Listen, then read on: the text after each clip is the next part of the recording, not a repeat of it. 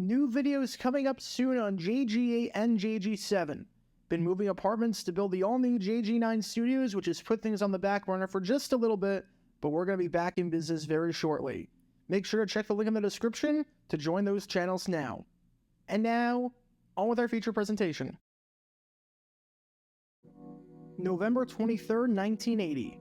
It's week 12 of the NFL season, and we have an absolutely mind-meld game on our hands in the AFC over at Orchard Park between the Buffalo Bills and the Pittsburgh Steelers. It's somewhat unexpected that this game means a ton. Pittsburgh has won 4 of the last 6 Super Bowls, and Buffalo was a team that had no success whatsoever throughout the 1970s. However, by this point in 1980, this was arguably the biggest game of the season. In one corner, you had the Buffalo Bills, sitting at 8-3 atop the AFC East by a game. And in the other corner, you had the Pittsburgh Steelers, sitting at 7-4 in a tie with the Cleveland Browns for second place in the AFC Central, and 1 game back of the Houston Oilers for first place in the division. Back in 1980, only 5 teams made the playoffs in each conference, and as things stood, you had 7 teams, including Buffalo and Pittsburgh, sitting with 7 or 8 wins, along with 3 others awfully close behind at 6 wins. In other words, there was little, if any, room for error. The winner of this game drastically increased their chances of making it to the playoffs and potentially winning their division, while the loser would be in quite the pickle heading into the final quarter of the year. And to the shock of a ton of people, especially because the Steelers entered this one as the favorites, through the first 50 or so minutes, it was all Buffalo, as after the Steelers took a very early 7-0 lead, the Bills scored 28 of the next 31 points, and had a 28-10 lead early in the fourth quarter, thanks to a great game by quarterback Joe Ferguson, who threw 2 touchdown passes in the first half to Jerry Butler, and a touchdown pass in the fourth quarter to Reuben Gantt. Tack on a Curtis Brown touchdown run from 34 yards out to give the Bills that 28-10 lead. Buffalo's offensive line was exceptional, only getting sacked once throughout the entire game against the Steel Curtain defense, while picking up 178 rushing yards on just under 4.5 yards per carry, which is awfully good. It was an uncharacteristically sloppy day at the office for the Steelers, who committed 9 penalties, or more than double what Buffalo committed. And not only did the Bills force the Steelers to put the ball on the ground 3 times, but they had roughly 150% of Pittsburgh's total yardage throughout the day, outgaining the Steelers 379 to 239. It was a surprisingly dominant performance by the Bills to start things off, as they were showing more and more that their surprising start to the 1980 season was not a fluke by any means, and that they were legitimate contenders. However, this is Pittsburgh that we're talking about here. This game is far from over.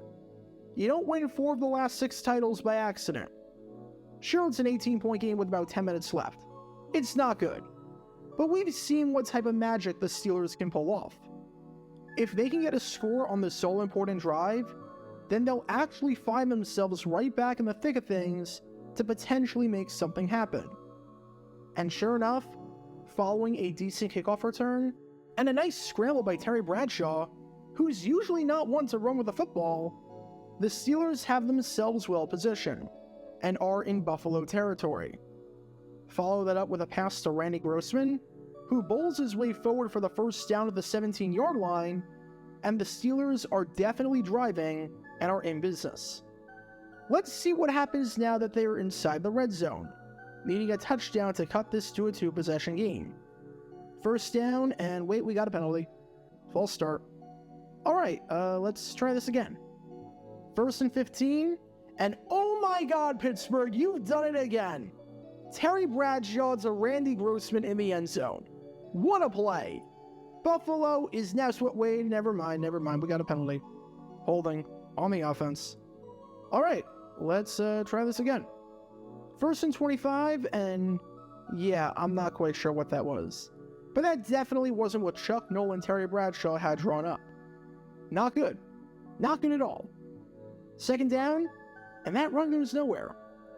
And as bad as that call was, Bradshaw, as it turns out, got banged up on that first down play that went haywire, so he's now out of the game. And Cliff Stout, the backup quarterback, is now in. Third down, and it's a quick pass to Franco Harris. Not going to get a whole lot there. That brings up fourth down. Well, you've got 4th and 18. You're down by 18 points. You've got to go for it here and cut it to a 2-possession game with 7 minutes left. It's not going to be easy, especially against a Buffalo defense that has given you fits this whole game, and with a backup quarterback in there. But you've got to have some sort of play dialed up, as unlikely as it may be to convert. So, let's go, Coach Noll. Let's see what you got. And the field goal unit coming on.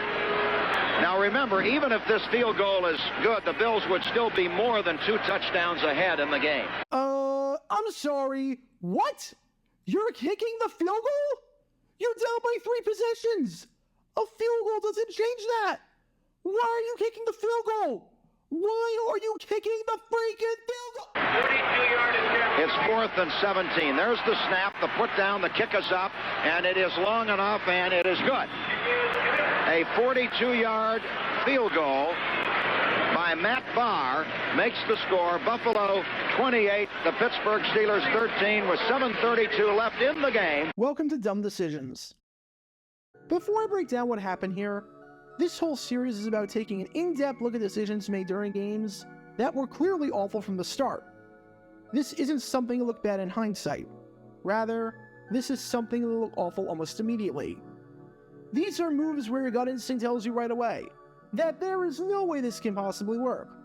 And sure enough, your gut instinct was smarter than that of an NFL head coach. And for this one, we're taking a look at the mind of Pittsburgh Steelers head coach Chuck Noll. That's right, even the best coaches in NFL history aren't immune from appearing on this segment.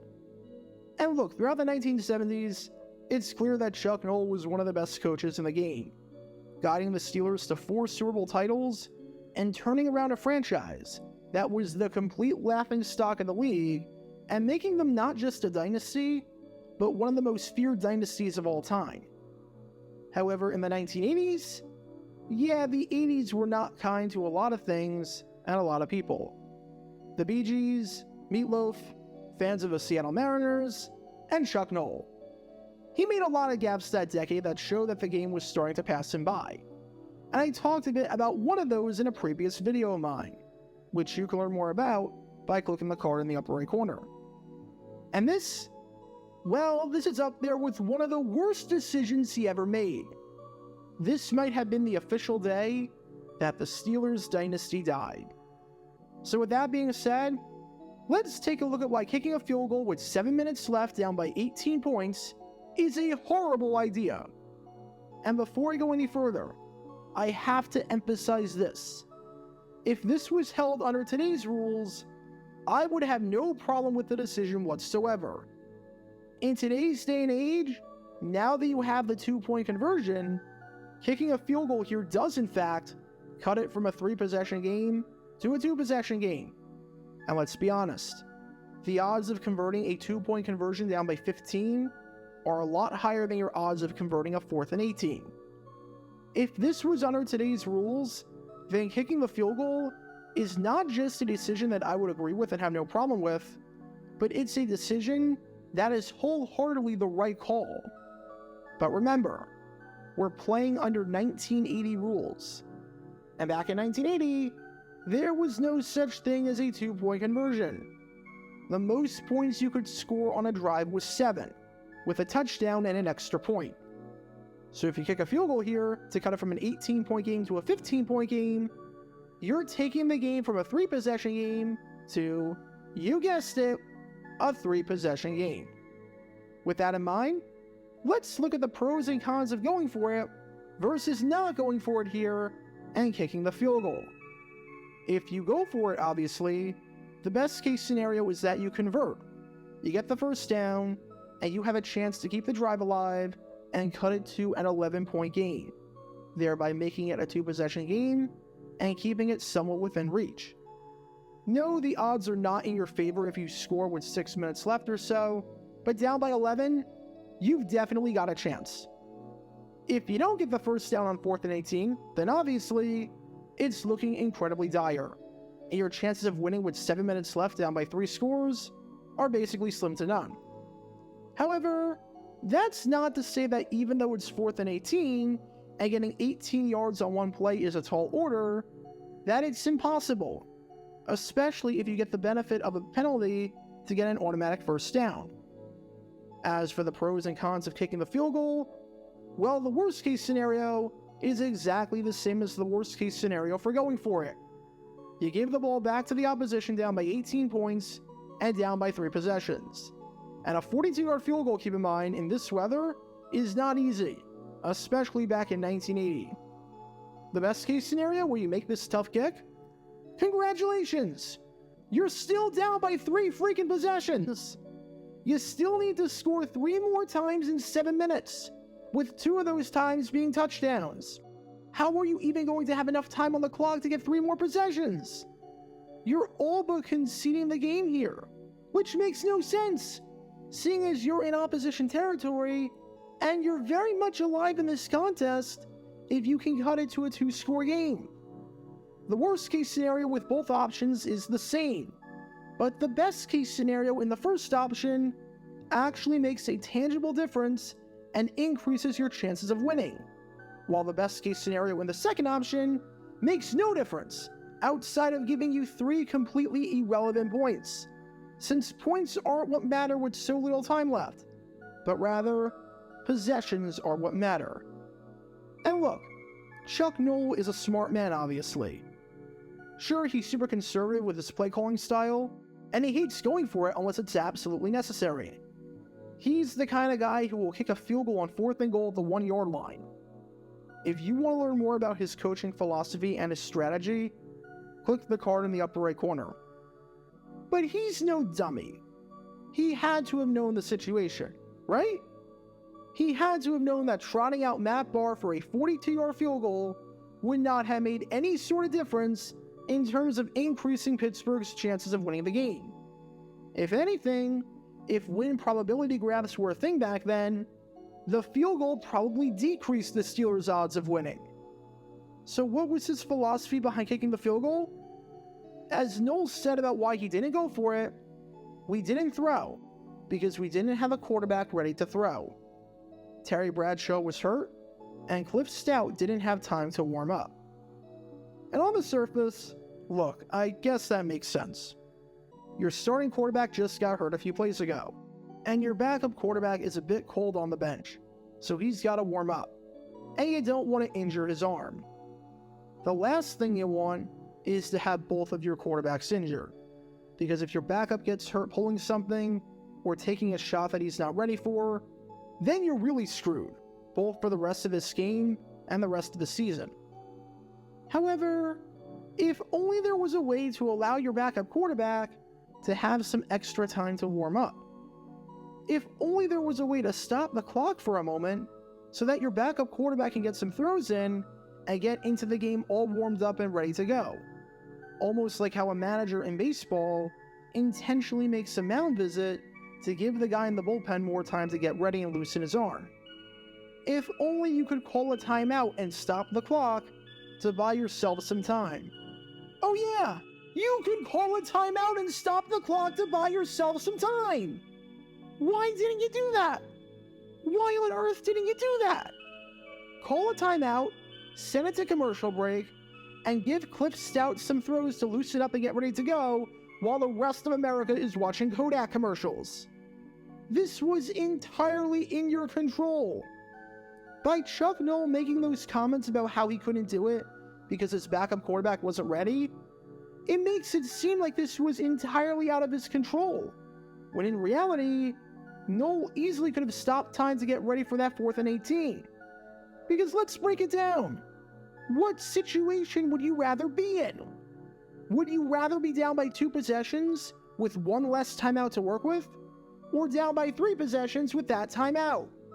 Obviously, you're taking the first option. The timeout that you would have lost means nothing if you don't get the first down, because the game is over. But guess what? The timeout that you're holding on to means nothing if you don't make this a 2-possession game, because you're not erasing a 3-possession deficit more than halfway into the fourth quarter with the other team getting the ball back. The lack of situational awareness here by Chuck Noll, of all people, is absolutely astounding. Call the timeout, let Stout get a few warm-up throws in, and then you've got one last chance to keep yourself in the game. Or you can keep the timeout and kick the field goal and wave the white flag, but at least you get 3 more points. Good job choosing that second option there. Way to give your team a chance at winning. And this isn't even taking into account the fact that on the play before this, oh yeah, Cliff Stout threw the football. How can you say his arm isn't warmed up and you didn't trust him to throw a pass in that situation when on literally the very last play, he threw a pass? Which one is it? That's like saying if I'm golfing, that assuming no traps or hazards, I'm going to lay up here because I don't trust my ability to hit the green on this long par 3. But the last time there was a long par 3, which was the same distance and the same wind speed and the same situation in terms of what you need to do to beat your buddy, you went for it and you got it on. How does that make any sense? Apply any sort of logic here, Coach Noll. I beg of you. So what do we learn from all this? If it's late in the fourth quarter, and you have the option to cut the number of possessions you're down by, you always take that option. No questions asked. Points are completely meaningless if at the end of the day, they don't change what you need to do or how many more times you need to score in order to come back and win it. There is no difference between being behind by 3 possessions and being behind by 3 possessions, but just a little bit closer. So stop pretending or acting or coaching like there is. And if you need to stop the clock in order to prepare for the most pivotal play of the game, and a play that you absolutely need to have in order to keep your hopes of winning alive, then for crying out loud, stop the clock! The timeout is not as important as the number of possessions you're behind by. I promise you. Because when all of these elements are in play, you can't exactly be surprised when this play backfires. Talk about a dumb decision. Get your official Jaguar Gear 9 merchandise by going to jj9shop.com, and be sure to like and subscribe, as it really helps the channel out a lot. Join me every Wednesday night where we'll play NFL Trivia for cash prizes at 9 p.m. Eastern over on Twitch. To learn more about the history of college football, subscribe to Jaguar Gator 8. To learn more about the history of Major League Baseball, subscribe to Jaguar Gator 7. Also, special thanks to all of our Patreon supporters for helping out the channel. Your support is greatly appreciated. See how you can become a patron and request future video topics in the description below.